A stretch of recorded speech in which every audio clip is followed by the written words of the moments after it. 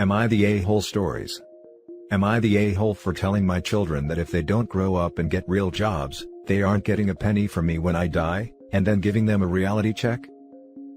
I, 57 male, have 2 kids, Ned, 30M, and Amy, 27 female. Ned works part-time flipping burgers, but insists his real job is as a gaming streamer. Amy claims she's a professional influencer, her livelihood supported by her boyfriend. My kids are adults, what they do with their lives is their choice. We've had several arguments about it. But ultimately, as adults, the responsibility for their lives is their own. Over Christmas, we were talking about their mother, on Zoom, when Amy brought up the subject of her will, wondering if she'd left anything to them. I confessed that she passed before ever writing one, and the money she did have was used up the year she passed. We were a dual-income family in a time when neither of us were making a lot. It was a hard time. Eventually, I joined a friend in the private sector and my fortune changed. I'm not rich, but I'll never be uncomfortable again. Well, Ned then decided to lighten the mood by implying that I'll make up for it when I pass. I asked him what he meant, and the conversation went as followed. Me, what do you mean? Ned, well, you have a lot of money, right? It'll go to us. Me, and who told you that? Amy, what do you mean? Me, I've made it very clear that I don't approve of the way you both live. You both chose not to get an education or real jobs. You have no way of supporting yourself. I often buy them groceries. You refuse to help yourselves, so why would I enable your lifestyles by leaving you my savings when I die?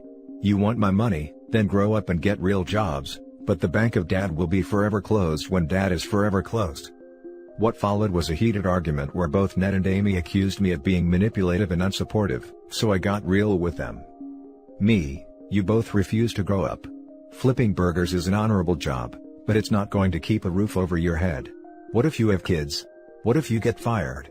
And Amy, what will you do if your boyfriend breaks up with you, because all you do is sit on your butt all day and take photos of yourself? You want to do that? Find a modeling agency. A real job. You both speak of chasing your dreams, but neither one of you are in any position to do that, because neither of you wants to take responsibility for yourselves right now. I've said it a million times. You're adults. What you do with your lives is your choice and your responsibility. Dreams take money, and neither of you have that. Grow up. Get a job. A real job. Then chase your dreams. I'm not going to leave a penny to either of you if your life plan is to get by until I die, then coast through the rest of your lives off the earnings of my hard work.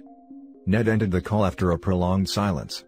Amy called me an a-hole then did the same.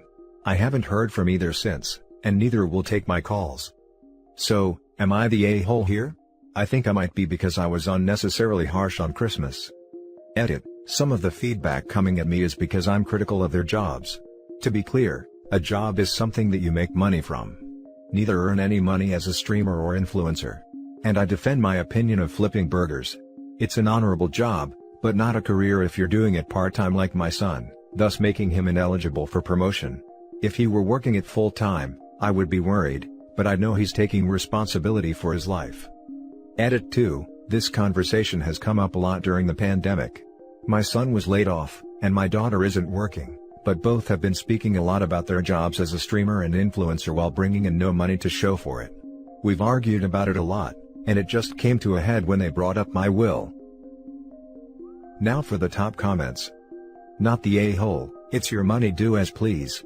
I have friends who stream and make a little money from it, but it's clearly only a side hustle. Getting big enough to support yourself on streaming or as influencer is incredibly unstable. What if you get banned from the platform?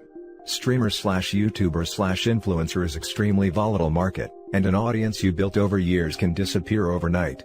At minimum, it's smart to have a reliable skill to fall back on. I confess, I know very little about how either industry works. All I know is that, my son spends countless hours streaming himself playing video games, and my daughter sits around all day taking photos of herself, claiming she's an influencer. Finally, an opportunity to use my useless knowledge. I have worked with digital content creators and influencers for 6 years. I've directly supported thousands of them and seen their earnings month to month. A very small percentage of them make enough to survive day to day, and plenty of them will have a high earning a year or two, then fall back down, and ultimately have to go back to a normal job. They are always heartbroken. Unless they are bankrolled by family or a partner, No one does streaming or digital content full-time, until they are making a legitimate full-time salary. Your kids are far too old to be this delusional. I'll brace for the downvotes, but honestly, not the a-hole. It would be one thing if they were doing these things on the side and supplementing with another job that provided enough income for them to live, and another thing still if they were actually making money from their influencing and streaming. But it sounds like both of them are scraping by due to the charity of others, and don't have any kind of sustainable life plan. This is maybe fine for a while in your early 20s, but one kid is 30 and one is heading there shortly. It's time for them to take some responsibility. They can still have dreams and still pursue them on the side, but at 30, you'd better be able to buy your own groceries, or at least hustling your butt off to do your best to buy them. Should you maybe have picked a day other than Christmas to lay these truths on them? Possibly. But your son is the one who picked Christmas to say, when you die, we're getting that money, so I don't blame you for going there when you did. I also suspect that they wouldn't have taken this news any better on any random day either. Truth hurts sometimes. I think it is seriously messed up that the son is waiting on his dad to die so he can get the inheritance. You are only 57. Jesus. You could potentially live for 30 to 40 more years. What was their plan? To live in poverty until their 60s or 70s? And what if you need expensive medical care later on, or care services in your old age that wipes out your retirement money? Not only are they entitled as hell, but they have no idea how the world works or how to realistically plan for the future. Not the a-hole. Now for the next story. Am I the a-hole for spending $600 weekly on my son and not his brothers? I'm a single dad with 3 sons. In order, Jack 23, Austin 19, and Kevin 16. Kevin has a severe learning disability, low-functioning autism. I look after him at home, after he was failed by 3 care homes, because there was neglect. The last care home hadn't managed to wash his hair in 4 weeks or give him a shower in 3 weeks, and other problems that were never addressed, and a complicated argument with SC who were awful and nasty. I couldn't let him live like that. Jack and Austin both live at home. They didn't want him to return home, and were being negative towards him. They said since he's back home, they won't be involved in his care. I'm not sure why they want this for their brother to be treated as less, just because of his special needs. I know it's not easy for them, Kevin, and me, but he's their brother. I started looking after him myself. Routine has changed, but I managed at first. I started working from home so I could spend more time with him. But it didn't work because not only am I solely taking care of him, everyone else in the house doesn't help with simple tasks. It's just exhausting to be doing everything alone. I decided to hire a paid carer that takes about $600 weekly. Austin and Jack knew about it, and they were upset with me, asking me why I was spending that much money on Kevin alone and demanded equality, and be given the same amount of money weekly too. I was stunned when they both lashed out at me for playing favorites and treating Kevin differently, saying he was my spoiled favorite. They started complaining about needing money to fix their phones / new TV / a new dishwasher, etc. I told them that I had no choice since no one wanted to participate in his care, and that they're capable adults who can start earning their own money if they wanted. They said they weren't obligated to take part in his care, so I should stop holding that over their heads. Then demanded that I give them the same amount of money weekly. We argued back and forth, and they both took turns to try to guilt me for what I did. They refused to drop it, and other family members got involved. My sister berated me saying I was being unfair, and that their reaction is understandable. They're both 23 and 19, they can move out if they want. At least they don't pay rent nor groceries. The argument seemed to be going nowhere. They've been giving me the silent treatment since then, and say that I'm playing favorites. I need to mention that I in no way asked or expected Jack and Austin to be responsible for their brother. I never asked them, so I have no idea why they keep saying I'm trying to get back at them for refusing to help. It's not like that at all. Now for the top comments. They're adults.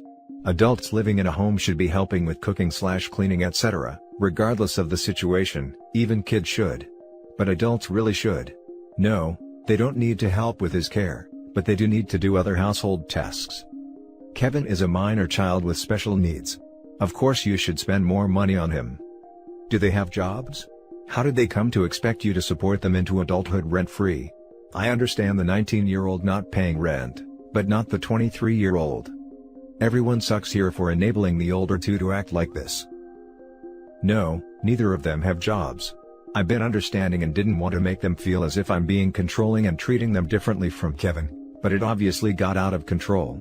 I'm dealing with so much and I really can't take this anymore. Dude, they can get jobs. That's not being controlling, it's making sure they're responsible adults, which they're not right now. It's not like Kevin can even get a job, so they should be thankful they have that ability. I've already talked to them about this. Jack wants to get a job, but it's Austin who keeps demanding things from me, and being a Jack's ear about the difference in treatment. It's clear to me that Jack has been affected by what his brother tells him. Not the a-hole. You're under a lot of pressure here for many reasons, most of which are outside of your control. It's clear that your other sons see Kevin as a burden, wanting nothing to do with him, but also as a threat from the perspective of your time/money/attention. I suspect this goes back to their childhood where they always felt like his special needs meant that they got less than. I think family therapy is highly in order here. Your sons do not appear to have the emotional maturity to manage themselves properly in this situation, and the last thing you need is more stress. Hoping you are able to sit them down, have an open and productive chat with them, and get the ball moving on seeing someone that can help you navigate this. I've mentioned therapy for them, and Austin laughed saying there was nothing wrong with them to seek counseling, and that I'm the one being neglectful and playing favorites. The next story is titled, "Am I the a-hole for not buying presents for my brother's kids?" I'm a 36-year-old woman, and my brother, Carl, name changed, is 38 and had 3 kids, age 12, 9 and 7. I don't have kids nor do I want them. Carl and I have never been on good terms and I honestly cannot stand his brats. They're rude, entitled, and manipulative. The oldest one is known to bully other kids. The middle one is known for throwing things when she doesn't get her way, and the youngest one drowned a hamster. When the hamster was found dead in their bath, my brother and his wife actually laughed, and said something like, "Oh, he's just a kid." For this reason, those 3 kids are not allowed to come to my home. But I have a great relationship with my cousin's kids. My 3 cousins have 5 kids between them and I love spoiling them. This Christmas and New Year, I couldn't go visit them for obvious reasons. So I just send each of them presents that they would like. Every year, our entire family celebrates Christmas together at either my parents' or at my uncle's place. On those occasions, I give my brother's kids presents too. Admittedly, I don't spend too much money on their gifts. If each of my cousin's kids get 3 presents from me, my brother's kids get just 1 each. But this year, as I wasn't physically near them, I didn't bother to get them anything at all. My brother's wife got to know about the gifts I had sent my cousin's kids, and threw a hissy fit.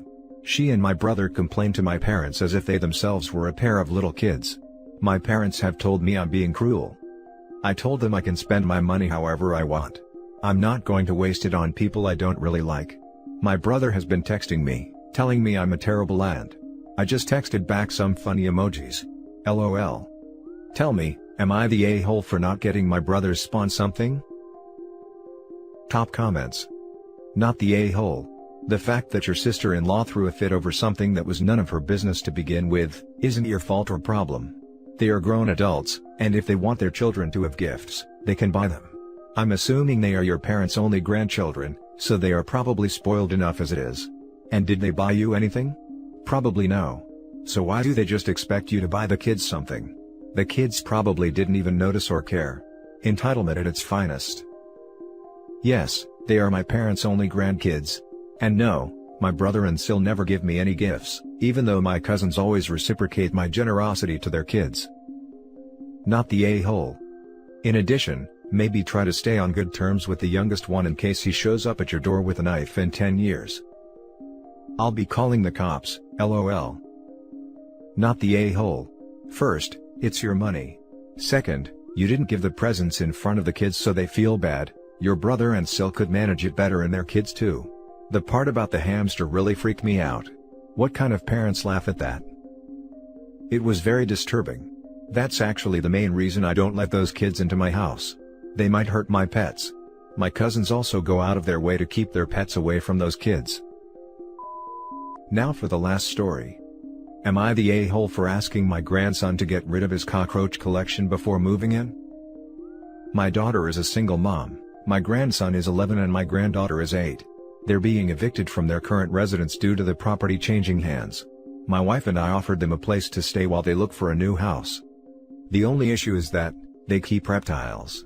Well, the reptiles aren't the problem exactly.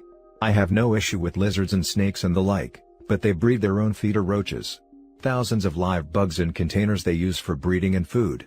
I understand it's cheaper to breed the roaches yourself, but I do not want the risk of an infestation if they escape. I used to see bugs all over the reptile room in their old place. I told my daughter to get rid of the bugs. She knows plenty of other keepers who would take them. Breeding them isn't hard either. Once she gets a new home it will be easy to start again, and buying food for the lizards for a month won't hurt. She is incredibly mad about me asking her to get rid of the bugs. They are apparently my grandson's project and he's very proud of them. I support him having a hobby and being responsible, but I don't think an 11-year-old boy is capable enough to not accidentally cause an escape. My daughter works, not from home, so it will be my wife and I's responsibility to wrangle any escapees 8 hours out of the day. Am I wrong for asking this? My daughter is so upset by a request and thinks it's unreasonable since the bugs are clean and well kept, and I'll be disappointing my grandson. She asked that I at least buy the reptile food since I'll be forcing her to get rid of the roaches. I reminded her it's my roof, my rules, and the animals are her responsibility. She won't be paying us rent so she has extra income for the month to buy the food. She wants me to tell my grandson myself that we're forcing them to get rid of the bugs, but this is just a transparent guilt trip. I don't think I'm strong-arming her into this, or that my request for no cockroaches in my home is a crazy one. I'm editing the post to say a few things. 1. They are dubia roaches, and no, I don't know how she got them. I wasn't even aware they were illegal in Florida until I made this post. I'm hardly an expert on reptiles or bugs, so forgive me if I get some things wrong. 2. They have to leave their current housing situation because the new owner is changing the property. I don't know if evicted is the right word in this circumstance, but they were strongly suggested to leave and didn't get proper notice. No, this isn't legal, but we can't do much about it. Now for the comments. Not the a-hole. First off, you are incredibly generous for allowing your daughter to come live with you rent-free, with her small children, and a friggin' reptile zoo. Personally, I feel like even that much would drive me to resentment. But if the line for you is only the roaches, well, so much the better. That's an easy solve. And it's not like these are animals your grandson was attached to, he literally was planning to put them to death. If they're so inflexible that they can't grant you this one compromise, well, they're welcome to find another snake and lizard-friendly rent-free place to live. I'm sure that will be a very easy ask. Not the a-hole. I keep reptiles too, and yeah, there will always be some escaped bugs around. To be fair, unless your home is dirty, as in food crumbles all over, there won't be an infestation. However, I understand some people don't like having certain bugs in their house at all. My mother hates reptiles and bugs, so she doesn't want me to bring them over when I visit. I think they should remember they are moving in someone else's house, and they can start again when they get back. I know it's a kid project and all, but I also think it's a good time to learn other people's boundaries as well. Not the a-hole. This is not an unreasonable request at all. But, OP, I want to be very real with you here. If you have seen roaches outside cages in their apartment before, then they are bringing roaches with them, even if they offload all of the caged ones. This is really a guarantee, unfortunately. Before they move in, I highly encourage you to talk to a pest control expert about what you need to do before, during, and after their stay to prevent an infestation at your place. Note, however, that I'm not saying you should yield on your demand about the caged roaches just because they will definitely bring some. There's a big difference between dormant eggs they can't do anything about and an active infestation bomb just waiting to go off. Also, I'm shocked your daughter's landlord ever allowed this. There wasn't an infestation at her old home. The reptile room where they were kept had some in the corners and closet, never a lot by any means, and rarely in other parts of the house. It wasn't a dump and I didn't mean it to come off like that. She's a tidy person, but I was pointing out if some roaches escaped there, they will at my home too. And that's it for this video guys. If you have thoughts to share, leave a comment below. Don't forget to hit like and subscribe if you like this content. I'll catch you in the next one. Good day everyone.